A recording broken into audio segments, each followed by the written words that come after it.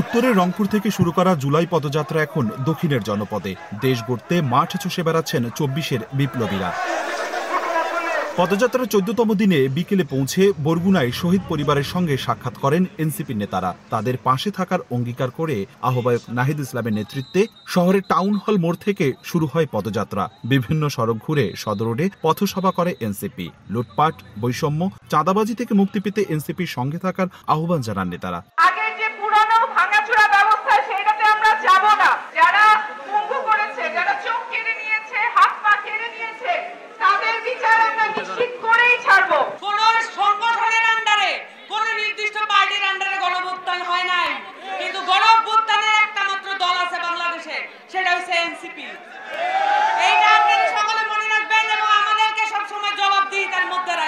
চাঁদাবাজির দিন শেষ, সিন্ডিকেটের দিন শেষ, দুর্নীতির দিন শেষ, কালো হাতের দিন শেষ, মাদক ব্যবসার দিন শেষ।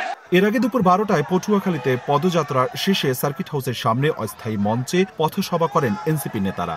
দেশ গড়তে চাওয়া এনসিপির বিরুদ্ধে নানাভাবে প্রোপাগান্ডা ছড়ানো হচ্ছে বলে অভিযোগ করে দলটির দক্ষিণ অঞ্চলের মুখ্য সংগঠক হাসনাত আব্দুল্লাহ। আমাদের পরবর্তী যুদ্ধটা আরো বেশি কঠিন।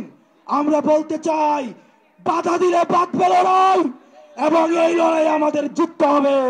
স্বৈরাচার পতন হলেও সিস্টেমের বদল হয়নি মন্তব্য করে এনসিপির আহ্বায়ক নাহিদ ইসলাম বলেন, মুজিববাদ সংবিধান দেশকে এগুতে দেয়নি। সেই মুজিববাদ আর চাঁদাবাজকে একটি দল পাহারা দিচ্ছে বলে অভিযোগ করেন তিনি। বিএনপি এখন চাঁদাবাজদের দল তৈরি হয়েছে, সন্ত্রাসদের দল তৈরি হয়েছে, মুজিববাদের নতুন পাহারাদার হিসেবে আবির্ভূত হয়েছে। ফলে চাঁদাবাজ এবং মুজিববাদের নতুন পাহারাদার এসেছে। সেই পাহারাদারকেও আপনাদেরকে প্রতিহত করতে হবে। চাঁদাবাজদের বিরুদ্ধে সংগ্রাম করতে হবে। ভয়ের সংস্কৃতিকে তোয়াক্কা করা যাবে না বলেও মন্তব্য করেন এনসিপির নেতারা। অপূর্ব অপু, সময় সংবাদ।